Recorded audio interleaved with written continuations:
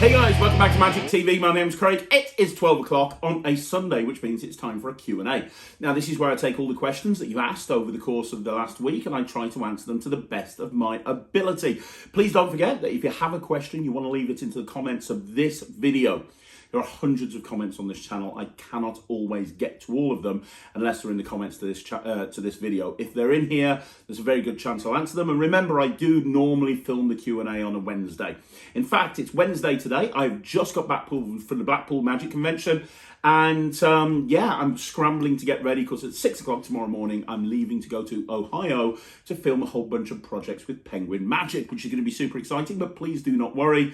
There is going to be Magic TV videos going up every single day while I'm away. I've managed to stockpile them, so you are not going to be let down. You are still going to have just the same amount of videos as you always do.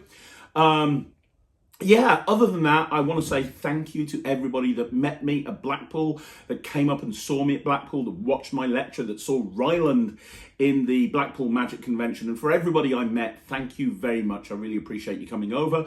You know, I sit here day in, day out, filming these videos and sending them to the internet. And you don't realize the impact it has on people until they come over to you and they actually tell you that. And it literally took me, you know, like half an hour to get from one side of the room to another, and I absolutely loved it. So for anybody who said hi to me or hi to Ryland or, you know, just came and shook my hand or gave me a fist bump or an elbow bump or whatever it was and said you really enjoy Magic TV, I really appreciate it. It does mean the world to me, and I know it means the world to Ryland as well. Anyway, I should always also point out to you that there are going to be a lot of Blackpool-themed videos coming over the next couple of weeks where I'm talking about the best things I saw at Blackpool, the worst things I saw at Blackpool, the best tricks, that sort of thing. I'd normally have this put up sooner, but obviously I'm kind of in a rush because I've got like literally 12 hours and I'm flying at like stupid o'clock in the morning. Anyway, without further ado, let's get on to this week's Q&A. So the first question is from Sean Goff. How you doing, Sean? I think Sean is an amazing magician. Met him a couple of times now. He's a really good guy. Hey, Craig, brilliant Q&A as usual. Thank you, man. My question for this week is about your very talented son, Ryland. You said before how he'd like to join the Young Magicians Club. He's desperate, man. He's so desperate. And I'm just wondering, do you know when he will? Because he's amazing. As a member, I'd love to see him at a few workshops.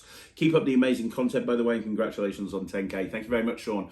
They won't let him in, Sean. They won't let him in until he's hit 10, until he's hit 10,000 subs. What am I talking about? I'm absolutely talking rubbish. I've had no sleep for a week. They won't let him in until he's 10 years old, and he's only just turned 9. He's not 10 until the 12th of November. So it's going to be a while before he's allowed in. I've tried every trick in the book to get him in early. Unfortunately, there's nothing I can do. Rules are rules, and unfortunately, those rules have to be obeyed. So Ryland is waiting with bated breath. I am waiting with bated breath. But I guarantee you, the second he turns 10 years old, he is going to be in the Young Magicians Club. He's literally just waiting for that to happen. So hopefully that answers your question. But in the meantime, you know, I've said to the Magic Circle and the Young Magicians Club in the past, if I can help any of the members of the YMC, I would be delighted to. If there's anything I can ever do to help, please let me know. Okay, there's a lot of questions about Luke Dancy, and I don't really want to go on about Luke Dancy anymore. I went on a rant a couple of weeks ago, and then I clarified things in my Q&A last week. I don't really want to go any further into the Luke Dancy thing. Like I said last week, I completely disagree with what Luke said in his review. I think it was less a review and more of character assassination. I think that he was trying to make me look bad on purpose, and I'm not too sure why. However, I regret going off at him the way that I did. I do not regret doing the video because I believe that you should stand up for yourself. I do, however, regret doing it the way I did. I said that there were no rants on this channel anymore, and I should have stuck by that. And for that, to every single person on Magic TV and to Luke Dancy, I apologise. However, the concept of the video it still stands. I disagree with everything that Luke said, and I think it's important to stand up for yourself. I have no problem people leaving bad reviews.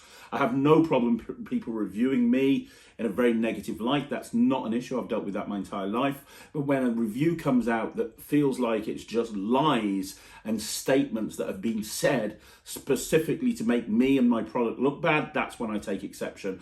And I feel that's when I need to act. And I would do it again, but if I could go back in time, I'd do a very different video. I reacted. It's something that I've always had, you know, I always do react.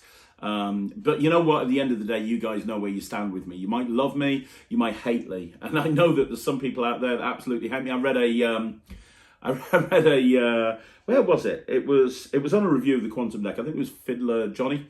A great channel, by the way. Go check him out. Really, really good reviewer. Really good reviewer. And he reviewed the Quantum Deck.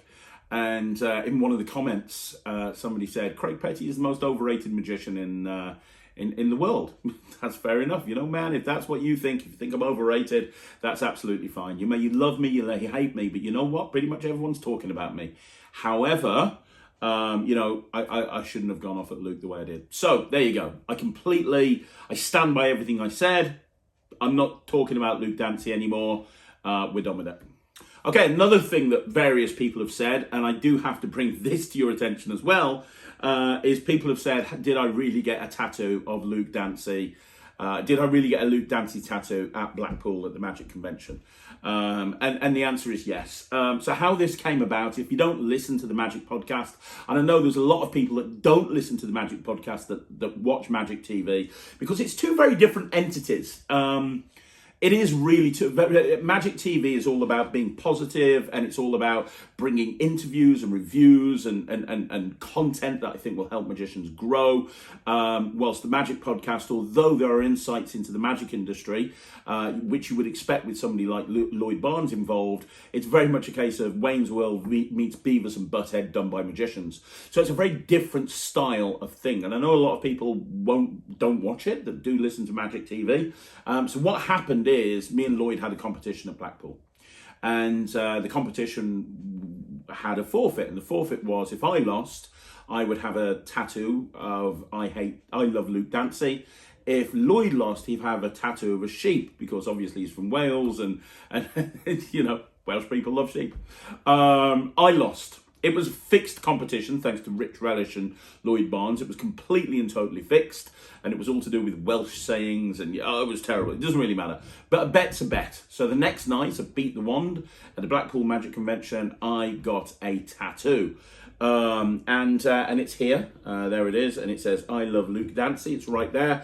The next question that people have asked me is, am I keeping the tattoo or am I lasering it over? And I'm going to keep it, man. I'm going to keep it because it's a good Blackpool story. Everybody who sees it will ask what it's about. It's a good Blackpool story. If I didn't have any tattoos and I just had one plonk there saying, I love Luke Dancy, I might consider lasering it over. But man, I'm covered.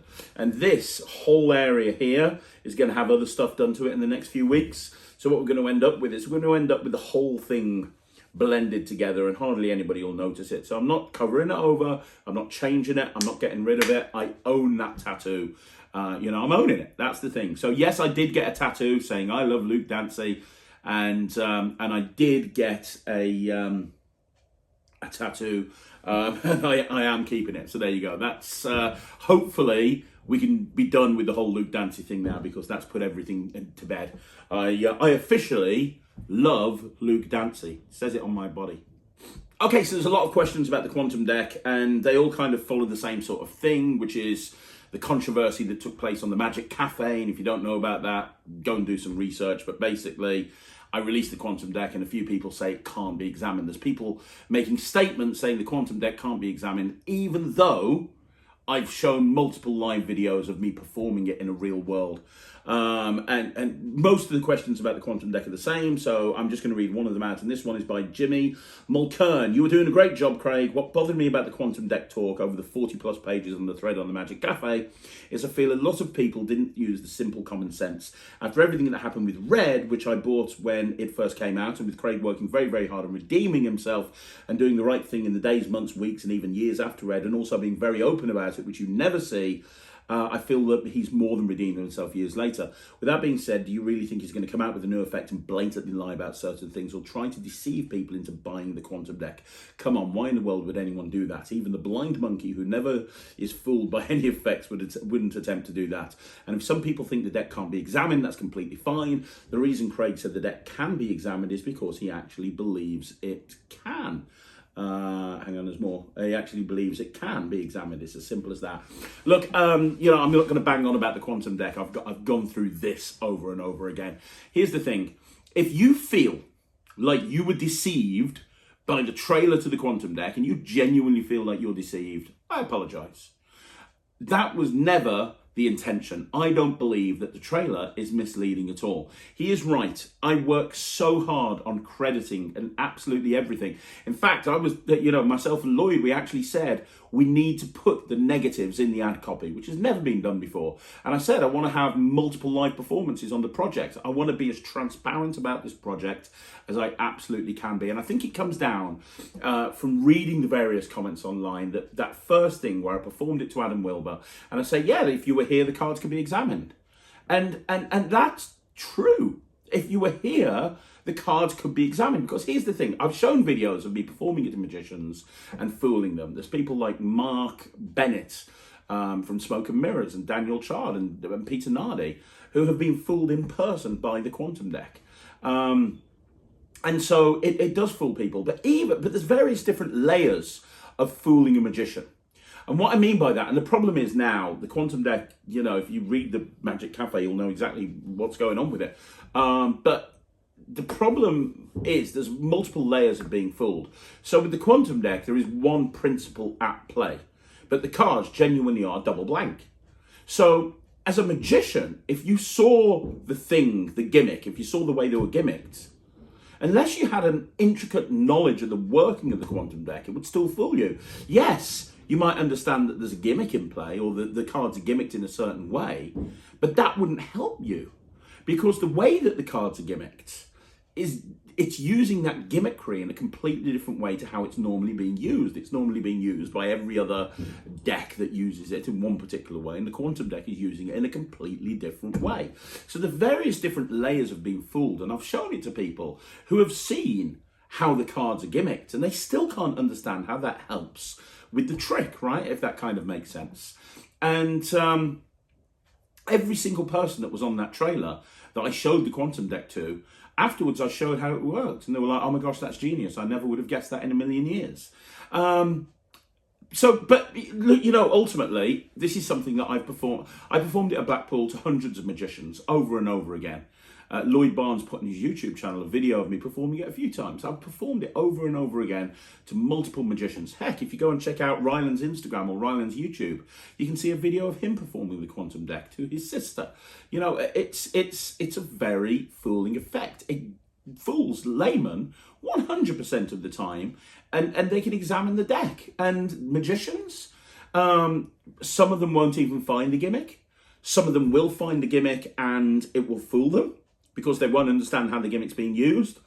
and maybe now that it's common knowledge, maybe somebody will realise how it works. I don't know. I've never had anyone turn around to me and say, I know exactly how that works after watching the quantum deck. But whatever.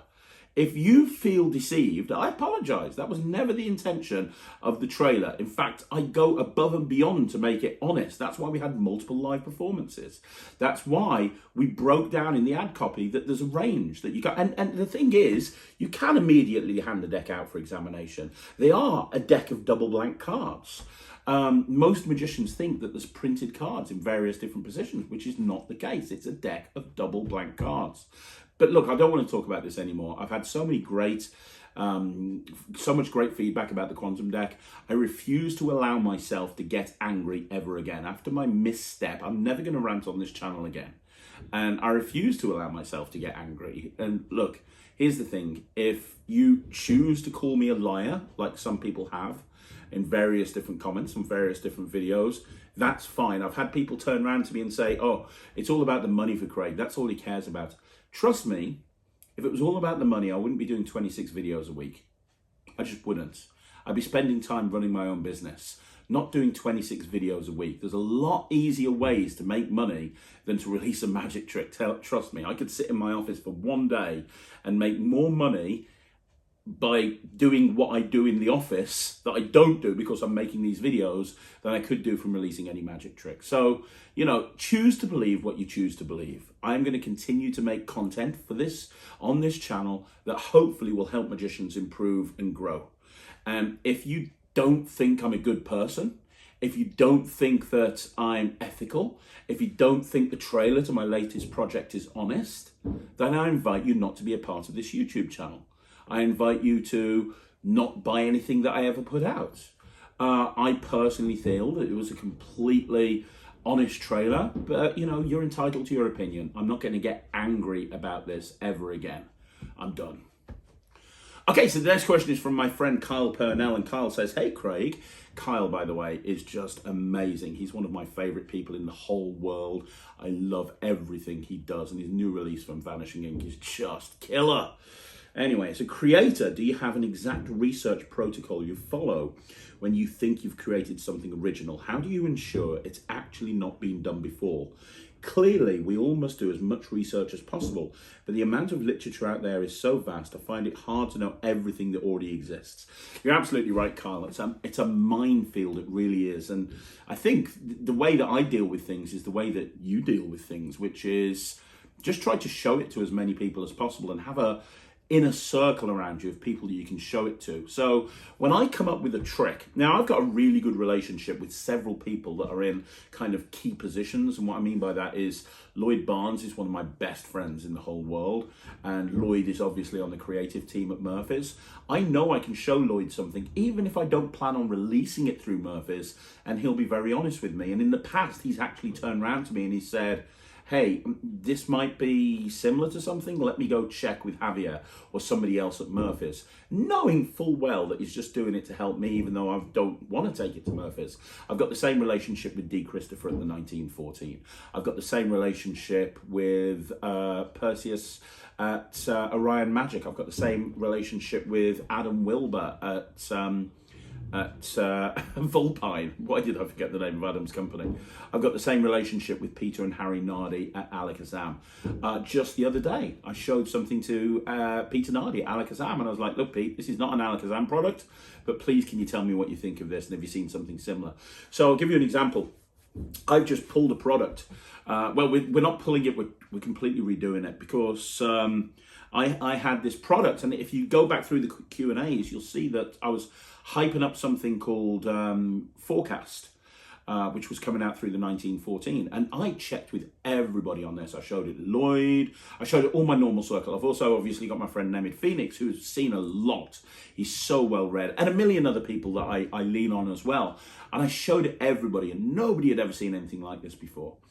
And it was kind of like a drawing duplication style thing, and it's really cool, and got live performance footage and all of that, and we'd actually got to the point, and so I'd showed it D as well, and D hadn't seen anything about it, and we got to the point where we'd filmed it, and D sent it off to somebody who he knows who's very knowledgeable, and this person said, "Well, actually, no, this is very similar to this," and so what we did is we pulled the trick because it was similar to somebody else's. So that's why Forecast hasn't come out in its current iteration. Now we're changing the project and we're going in a different direction with it. It's still going to, come out, but it's going to go in a different direction. We're changing the core aspect of the project, and it's going to be more of a project with a lot more stuff on it, but the way that it was going to come out has been stopped, even though 1914 had a purchase order from Murphy's, and even though Murphy's had signed off on it and everything, it got pulled, and rightfully so, and that's the right thing to do. And you're always checking right up until the last minute. And I suppose the big piece of advice is don't be afraid to go to the big names in magic that know more than you. So for example, when we were bringing out Visible, there's a routine on there called Shake and Bake. Well, my version of Shake and Bake, which uses uses a paper bag instead of a pot noodle packet, but it's basically a deck of cards. It's a Triumph with an invisible deck, right, using a paper bag. And my friend Roman Armstrong saw that routine and he said, that's very similar to Steve Bedwell. So I contacted Steve Bedwell, and Steve was like, yeah, that's really similar to mine. But I use a pot noodle pot. And I was like, Steve, would you mind me putting it on the project if I give you full credit, that it's basically your routine and I've just changed the prop in which you do it? And he sent me a long email back and he was like, yes, however, you need to be aware of this. This is the first time I did it, blah, blah, blah, blah, blah. Michael Vincent does it in this way. And so I went back to Dee and I was like, right, Dee, okay, we've got permission from Steve Bedwell. This was an issue, but I've covered it and blah, blah, blah. When we shot the project, Dee went to, ironically, the same person that informed him about something to do with that particular trick and how it had been done by somebody else. And he brought up a few different people's names, including Mike Close. So I messaged Mike Close and I was like, hey, Mike, I've got a credit inquiry here. Would you mind if I just spoke to you? And he's like, hey, jump on Facebook Messenger. Let's just do a video call quickly. So I explained the situation to him. And he said, no, it's absolutely fine. It's this, it's in Apocalypse. And it doesn't really matter. It'll bore you. If you've got the Visible project, go look at the shake and bake routine. We've added an extra credit at the beginning. And that was because Mike Close was like, all it needs is a credit. That's absolutely fine. But, it's about constantly reaching out there and contacting these really knowledgeable people and doing your best. As long as you've done your absolute best, I think that's the best you can do. And then occasionally, are things going to fall through the crack? Absolutely, I think that could possibly happen. And when it does, it's about doing the right thing. And I think it's about trying to make sure that it's remedied in one way or another as soon as possible.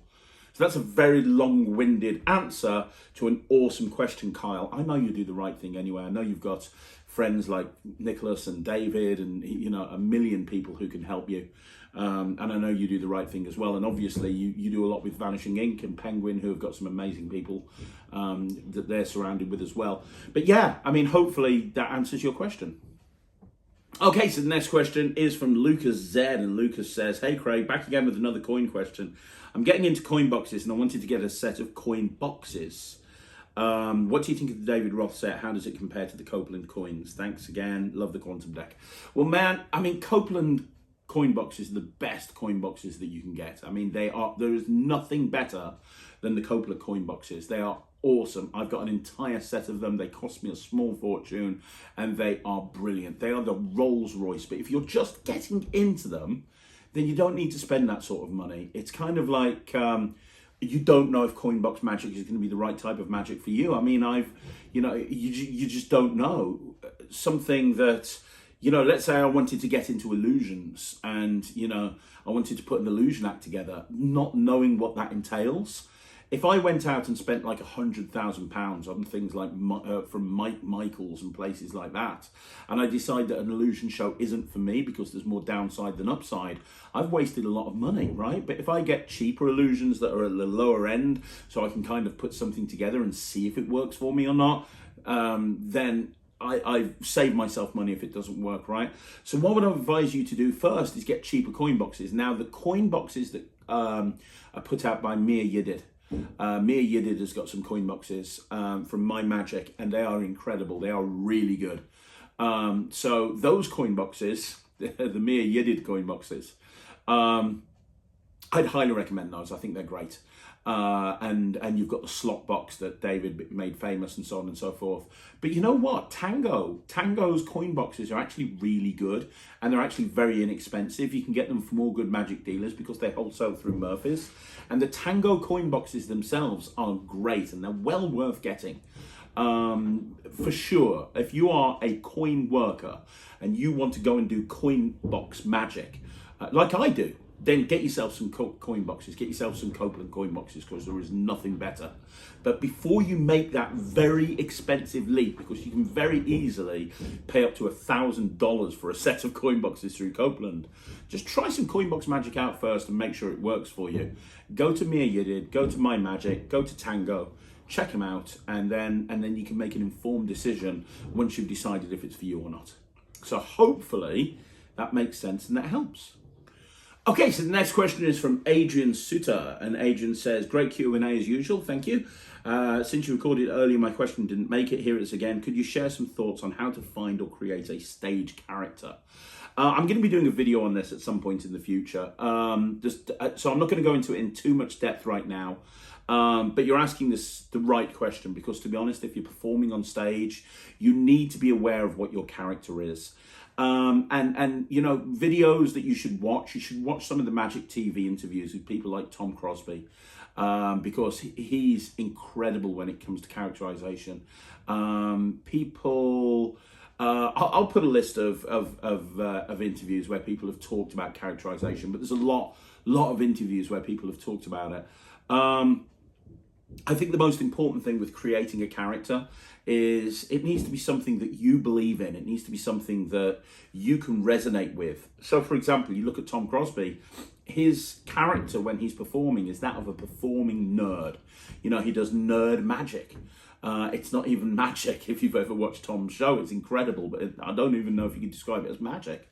Well, Tom is a nerd. Yeah, he is a nerd. That's the thing about Tom.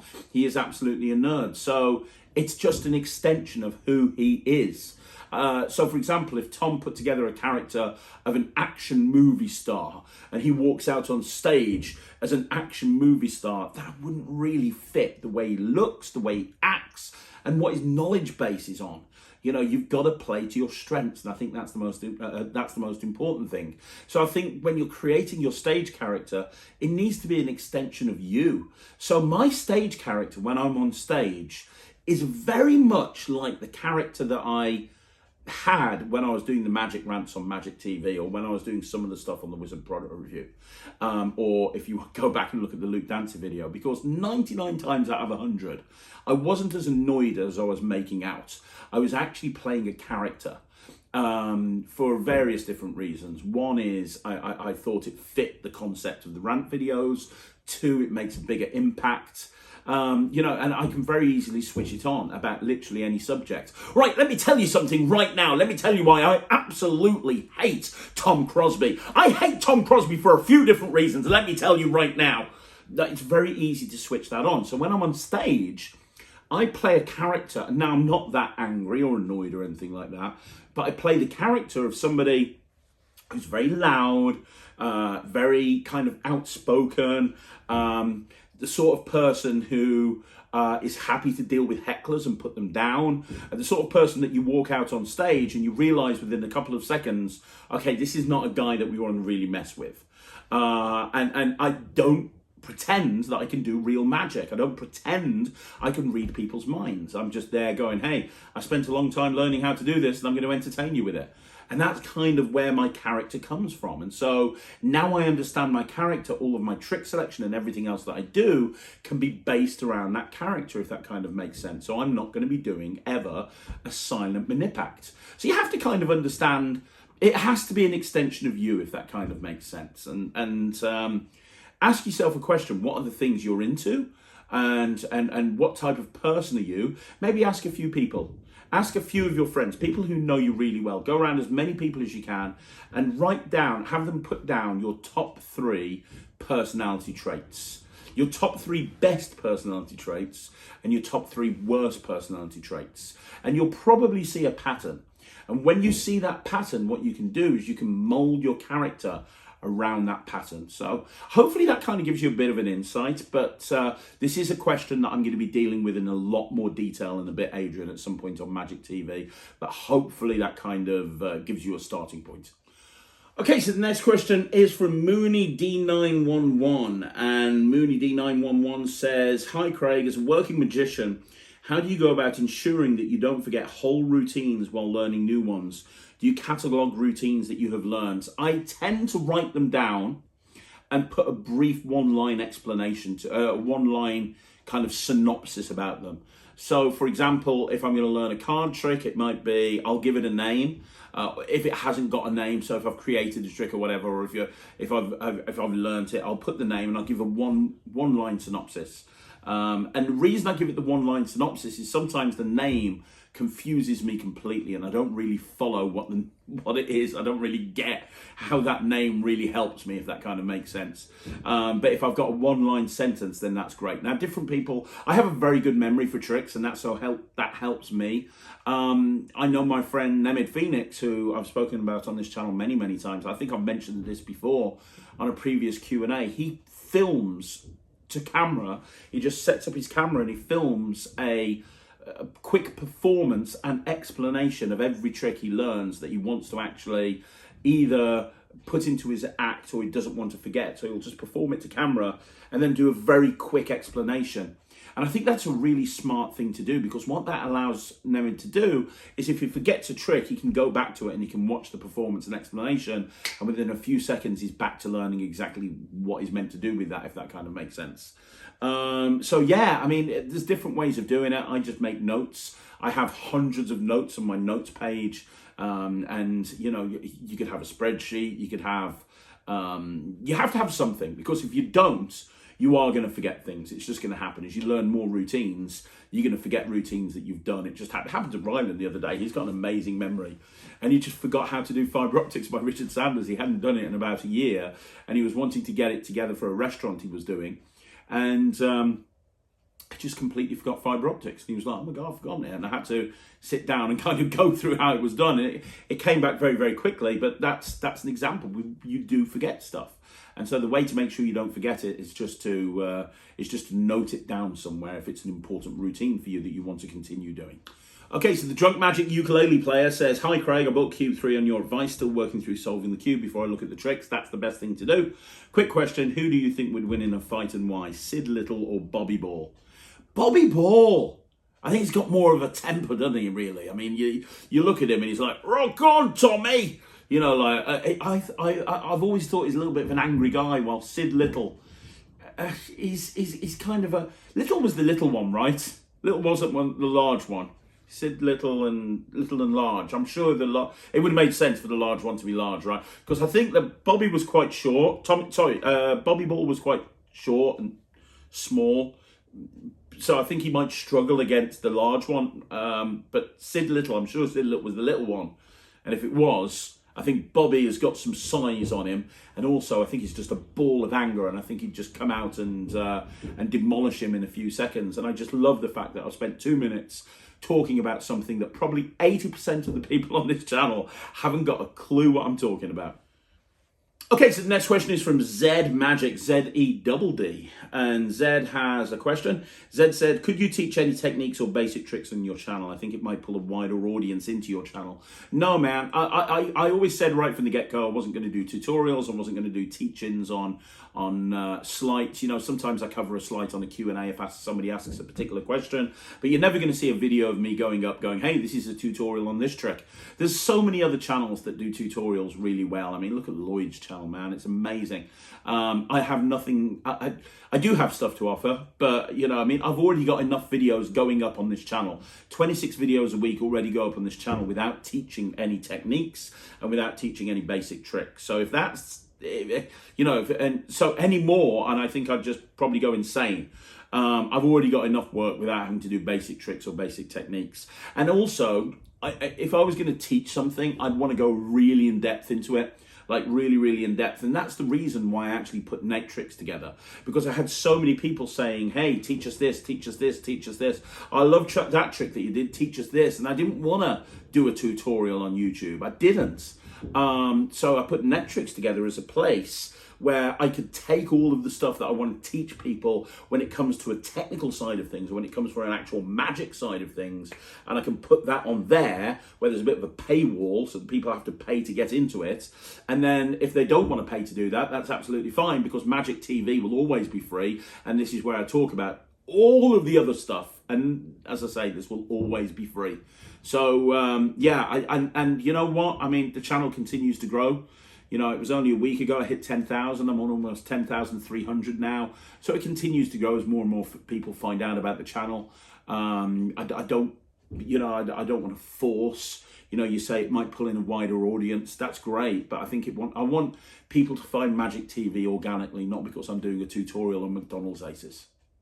And another question from Zed Magic, and he says, by the way, you've got Gossip and Beyond Stebbins, and both are amazing. Thank you. What is your go-to prediction trick? I've got a couple of them. One of them is my go-to prediction trick. Really, gossip is kind of up there, to be perfectly honest. I'm going to talk about my go-to prediction. Yeah, gossip, because that's always in every wallet. So gossip would be really up there, which you've mentioned that you've got. Also, I love doing the barcode revelation from playlist. If you've seen my project playlist, I love that barcode revelation where you have somebody freely think of a song and there's no force, and you've got this prediction that's been there from the very beginning, and the turnover, and it's a QR code, which is kind of that barcode revelation gag. It's a really funny moment, and they scan it on their phone, and when they do, it takes them to the YouTube channel of the song that they're playing. I love that. A lot of the time I won't do the rest of the stuff on playlist, and I'll just do that, and it really does get a really good reaction. The other thing is, without being a tease, I've got a project coming out through Murphy's at some point soon that I was showing to lots of people at the Blackpool Magic Convention, called Apex, which is the ultimate prediction system in my opinion. It's killer. It's absolutely amazing that you can predict anything. So look out for that. You heard it here first. Apex.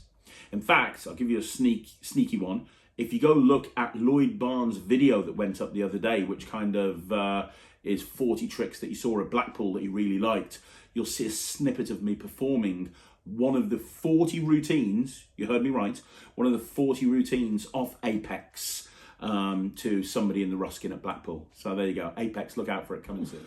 Okay, so the next question is by Trevor Sampson. Craig, watching this after Blackpool, even though I saw you, I'm quite shy, so I didn't come over and say, hi, man, you should have. Loved your lectures and the great idea of using things you have at home. Thank you. I really wanted that lecture to not be a dealer dem, so I'm really glad that you like that. Seeing Ryland in the first show, and even with a little mishap, he handled it brilliantly. And anyone who says otherwise, let's see you do it. Believe the second show was perfect. You must feel so proud of him.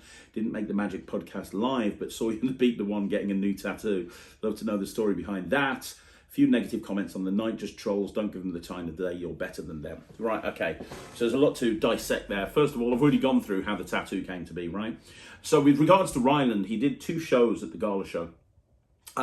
He was on the Gala show. So if you've never been to Blackpool, there's a big Gala show on a Saturday night. There's 2 seatings. There's 6:45 and there's like 8:30. And he did both Gala shows. He was about halfway through both Gala shows. And he did his cube act. Those people who were there will tell you what the cube act's like. It's a very big routine. And I'm going to be talking about it. And, my hat's off to Russ Stevens. I'm going to be speaking about Russ Stevens a lot on this channel. Having worked with him now, with Ryland for the Gala show at Blackpool, I'm blown away by that man, and what he's capable of. It's just unbelievable. But I digress. That's another thing for another video. He had a cube act, right, which uses a cube wall and a cube and bottle, and it's very big and it fills the whole stage, and he's got 15 kids helping him on stage. It's a really great act. He did it in 2 Gala shows. The second Gala show, absolutely nailed it. Standing ovation, smashed it. Had people coming up to him the next day like Nick Einhorn and Michael J. Fitch and all these sorts of people saying how amazing it was and so on and so forth. In the first Gala show, there was a bit of a problem. And it wasn't really Ryland's fault. There was a malfunction with the prop that he was using, the cube wall, and some of the kids that he was working with that night hadn't really seen the cube wall before. So what happened is, as he spun it round, a couple of the gimmicks fell down. I think 3 or 4 of the gimmicks fell down, which is obviously a situation that you don't want. But I was even more proud of him in that first Gala show than I was in the second, for a couple of different reasons. And the first reason was, when he came out of that Gala show, well, actually, he finished the Gala show. He finished his act, even though it all went wrong. And trust me, a lot of stuff went wrong in that first Gala show. The spectator didn't look at the word that Ryland asked her to look at. So he said, hey, just go back and grab another word and come back. He dealt with that really well. And then when the gimmick went round and it had all fallen down, he fixed it really quickly and still carried on with the rest of the act. Nobody would have blamed him at that point if he'd just given up and crumbled. He's 9 years old. He's only just turned 9. I would not have blamed him one bit.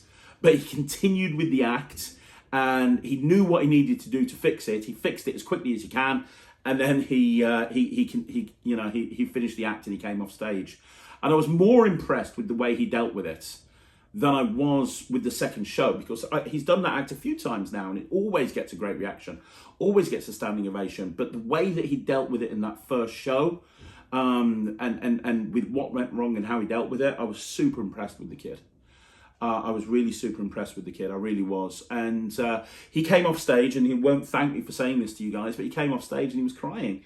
He was really upset because he thought that he'd let himself down and let me down. I was like, dude, you know, most magicians would have crumbled at that point. You did brilliantly. You know, the audience loved you.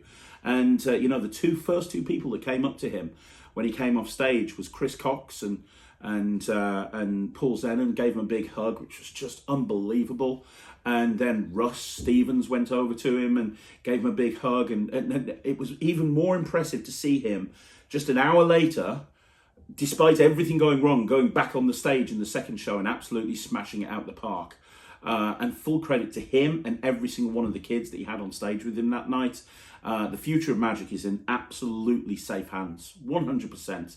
And I'll tell you two stories about that night that people don't know. So the first thing is, if you don't know Michael J. Fitch, go check his interview out. He's one of the best magicians in the world, in my opinion. He is the quintessential perfect magician.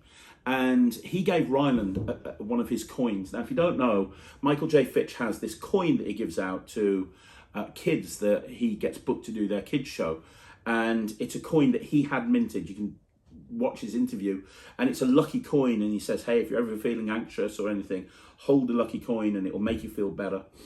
And it will make you it'll make you feel better. Well, just before the second show, Ryland was just sitting down by the wings as Paul Zenon was about to introduce him, and I was like, man, there's a problem here. He just looks like a statue. So I walked over to him, and his hand was like this, and I'm like, dude, are you okay? And he just looked up at me and he goes, yeah, I'm great. And I'm like, what you got? And he's like, and he opened his hand and he had Michael's coin.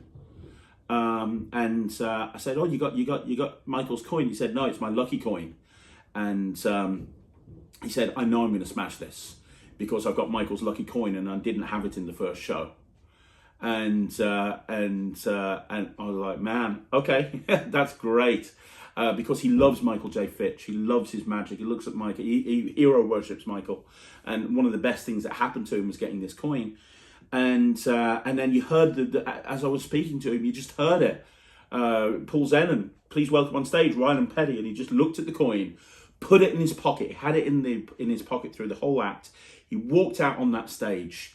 And he walked with such a strut, and he absolutely nailed it. And when he came off stage, he took it out of his pocket and he just showed it me. So, you know, Michael, if it wasn't for you and that coin, I don't think Ryan would have done as well as he had done. And two, Russ Stevens is a genius, and I have no idea how he does what he does. His brain works in a very different way. And I know some people will disagree with me, just like if somebody said, hey, Craig is great, I think some people would disagree with that person. Having worked so closely with Russ Stevens now, I can tell you categorically the guy is an absolute genius. And I've never met anybody as good at working with kids, as good at working. He's just, I'm going to do a video on him at some point, as soon as I get back from America. The other thing that you alluded to was during the Beat the Wand podcast, and I may as well talk about this. During the Beat the Wand thing where I was getting a tattoo, there was a TV screen behind me. And people could text in on that TV screen. And I couldn't see it because I was forward and I was having my arm tattooed, so I couldn't turn around. And several members of the audience took it onto themselves. And I don't know what they've said. I have been told roughly what they said, but some people in the audience sent text messages that got displayed on the screen saying very nasty, negative things about Ryland. So yeah, there's that, which kind of is, you know what? I promised you guys earlier on, I'm not going to rant anymore. I'm not going to rant anymore. This is not me. It would be very easy for me to sit here and go, who the hell do you think you are? The bottom line is, I pity anybody in that audience that sent in a text message, and I really hope that you're listening to this, because anybody who sent a text message in that put it on the screen that said something negative about Ryland, who is, and let's be clear, a kid who's just turned 9 years old, that got invited to go onto the Gala show at the world's largest magic convention, walked out in front of 2,500 magicians, dealt with a couple of prop malfunctions that weren't his fault and still smashed it, and then went on an hour later, despite feeling like he'd let himself down, and went and did one of the best performances of his life. We're talking about that 9-year-old kid. You know, for anybody to go and put something negative about him on that screen, I pity you. I really do. How you could do that to a 9-year-old kid, I really don't know. When he has the guts to go out on a stage, I couldn't do that. If Russ Stevens or Russ Brown or Guy Barrett rang me today and said, hey, next year we'd like to put you on the Gala show, I'd say thanks, but no thanks. I'm not going to go out in front of 2,500 magicians, because I know every single person in the audience is going to be sitting there thinking, well, I could do that. I'm not going to do that. Ryland went out there in the age of 9 and absolutely smashed it. Dealt with problems, dealt with prop malfunctions, still went and put on a good show, and then went out an hour later and still smashed it. And yet there's people out there that choose to say something negative about him when they've probably never been invited. They've never even done half of the stuff that Ryland's done. They've never performed as many tricks as he's performed. They've never been invited to go on a Gala show. They've never had the guts to go on a Gala show. They've never had the guts to perform in front of magicians. How they can say something negative to Ryland, it just upsets me. It upsets me that there's people out there like that. And I don't feel mad. This doesn't make me want to rant. I feel sorry for them. And you know what? Some of them might have been drunk. Some of them might have been drunk, and they might have thought, oh, got carried away with the moment. And, I'm going to say, everybody was posting funny stuff. And I'm fine with people saying stuff about me. I was the butt of everyone's jokes all weekend. I was the one that Killian O'Connor threw water on twice. I'm the one that was the butt of the joke in the first Gala show with Matrix Illusions having me up on the screen. And Rodney talking about me and Luke Dancy and every other thing that happened during the convention, including getting a tattoo on stage. I got no problem with people saying stuff about me. I've got thick skin.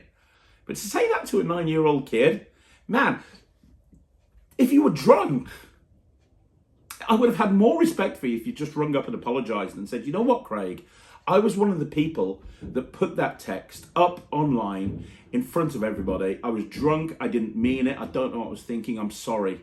I would turn around to you and say, you know what, man, don't worry about it. It's okay. I understand. I've done stupid stuff when I've been drunk. But you know what? That's not the case. They didn't. They didn't even have the guts to message me afterwards or call me and apologise. They're the people that are so jealous, so bitter, and so twisted that they chose to publicly humiliate a 9-year-old kid in front of that kid's father without his father even knowing about it until afterwards. I'm not mad. I just think it's pathetic that there's people out there. Luckily, they're the 1% of the magic community. And the 99% of the magic community are awesome. They're the people that have been coming up to me and saying thank you. They're the people that have been going and giving Ryland hugs all weekend and asking him to show them magic tricks. Ryland loves magic. And you know what? He loves this community. It's why he spent half of the time at Blackpool on the Alakazam stand demming magic. He loves magic. He's never going to know about what happened in Beat the Wand. Ever. I don't want him to know that there's people out there in this community that would do something like that. But if you're one of the people that text in, you don't have to contact me. You don't have to apologise. But seriously, have a word with yourself. What sort of person are you? Next question is from Thomas Shelvin. And Thomas says, in your opinion, what do you think is harder to perform and learn? Sleight of hand in order to perform magic, or card mechanics to perform card manipulation, something akin to what Richard Turner does? It's a great question. I think it's probably harder to do the card manipulation, because with sleight of hand to perform magic, you can mix it into routines. So the sleight of hand happens on the offbeat. So I'm going to do the move while you're reaching for something over here, or I'm going to do the move while you're reaching for something over there. I can routine an act together that has self-working moments and moments with sleight of hand, whilst with Card manipulation, people are staring you the entire time and looking at your technique, so you have to absolutely be on point. And you really do, and you have to just do it's like a roller coaster. It's like boom, boom, boom, boom, boom, boom, boom. Constantly there's something happening, and you can't mess up, and there's so much going on. So I would probably say it's harder to learn to do the type of sleight of hand that you need to be a card manipulator. But if you think I'm wrong, let me know in the comments. Okay, so the next question is Triple H, HH. Okay, 5 H's. My apologies if you addressed this before, but how would you handle submitting an effect to multiple producers, i.e. determine the best deal, negotiating, etc.? Never done that before, not too sure how to deal with it. I don't think it's wise to jump into the first offer, but I wouldn't let the opportunity pass by either. I'd love to know your thoughts. I haven't really got thoughts on that, just because I've always gone to the producer I think that the trick is best for, if that makes sense. So there's certain tricks that I've created that I think, you know what, this would be perfect for Alakazam. This would be perfect for the 1914. This would be perfect for Penguin, whatever it may be. I've never really been in a situation where I'm kind of trying to get a bidding war. I don't think that's the right thing to do. Have you had effects out before? If not, I'd just pick a producer that you respect and send them the product and just have one item out first of all, and just get your name out there. You know, I think that's really important, because what you don't want to do is burn bridges in this community. And what I mean by that is you don't want to like put the effect out to everybody and then go, right, okay, Murphys, thank you for giving me that deal, but I think you'll find that the 1914 have actually said that they'll give me this, so can you come back with a better offer? I wouldn't do that when you're new into the magic production game. You know, one thing that I think producers like about me is I'm very easy to work with. I don't squabble about the deal. And I think they like that, and I think that people come to me and like to work with me because I do whatever I can to try to make it an easy process for everybody. So hopefully that answers your question. Okay, so the next question is Nick Adcock, and Nick Adcock says Quantum should have gone out for Penn and Teller. Yeah, maybe somebody will go and do Quantum on Penn and Teller. You never know. I'm sure Teller hasn't seen it. Julia Corbett, which is the next person, says, have you ever considered going on Penn and Teller? Yeah, I've considered it. Yeah, I've considered it. Yeah, I've considered it. Okay, so the next question is from Mick, and Mick says, hi Craig, are you friends with Caroline Raven? I think she'd be a great guest on one of the shows. She does a lot like yourself on her YouTube channel, Raven Magic, but it'd be great to see a female magician on and get her perspective on the industry. One thing I'm trying to do in 2022 is get more female magicians onto the channel. You know, I've had several, I've had some. I've had Laura London, Ashley Goodwin, Megan, obviously the current president of the Magic Circle, Megan Swan, Faye Presto, a few others. But I'd like to get more. And Caroline Raven is somebody I'd love to get on the channel. I don't know her personally, but I am actually making a concerted effort to reach out to more female magicians and try to get them to interview on the channel. A lot of them ignoring me though, which is kind of like a flashback to high school for me. I try and get girls to talk to me and they don't. It's kind of what I'm finding right now. But if you know any female magicians that would love to be featured on Magic TV, please let me know, because I would love to have them on the channel. And Gareth Whitty is the next question. And Gareth says, I have seen a video where Guy teaches his version of Quantum. Not sure it's the same as yours, but I can't find the link. I'll send it to you via email. I know the one you're talking about, Gareth. It's the one where he basically uses the Barry Richardson technique with the double blank deck of cards, which is fine. And to be honest, that's a method that I came up with many years ago and almost put on my blank DVD that came out 15 years ago, but it was kind of a bit too obvious for me, because the problem is you're doing the move at exactly the wrong time. It's why I don't really like the Barry Richardson trick that much. Not that I've got anything against Barry Richardson, he's awesome, but let's say they say 20, you've got to go 15. Okay, that is 15 cards, isn't it? You've got to do the move just as you're about to get to the final part. What I like about the Quantum deck is you pick up the deck and you deal. Boom, boom, boom, boom, boom, boom, boom, and you deal. And as you deal, they can see the card coming into view. And if there is a move to be done, it's done before you even deal. So let's say they say a card out of range, and since we've gone through the updated handling, the range has been extended. But let's say they say a card that's outside of range and you have to do a move to fix it. Let's say you don't want to verbally put them back into the range. The move is done before you deal, on the offbeat. Watch the live performances and you'll see what I mean. The move is done on the offbeat. So when you go into the point where you're actually going to deal, the move has already been done, so they can burn your hands at that point, and that's why I don't think it's as good. And yes, with that version, you can examine the deck, but with Quantum, you can examine the deck. I've been through this before. So yeah, I've seen it, and it's it's an interesting idea. I just don't think it's as good as the Quantum deck, but then again, that's because I'm biased. So there you go, guys. That's another Q&A in the bag. Thank you very much for joining me here on Magic TV once again. Don't forget, you want to see more videos like this, all you have to do is like the video, subscribe to the channel, leave a comment down below, and don't forget, you want to get a question answered on next week's Q&A, then all you have to do is leave it in the comments to this video, and I will answer them next week. Any questions? Nothing is off the table. Bring it on, whatever you want to bring. And one more time, for anybody who was at Blackpool, thank you so much for joining me, and thank you so much for coming over to me. And if you watch my lecture, thank you very much for watching my lecture. If you watch Ryland on the Gala show, thank you very much for doing that as well. I'm going to be back later on today with another 3 videos at 2 o'clock, at 6 o'clock, and 9 o'clock. At 9 o'clock, we're going to have a review show special. It's going to be awesome. Guys, once again, thank you so much for joining me. I'll see you again soon. My name's Craig from Magic TV.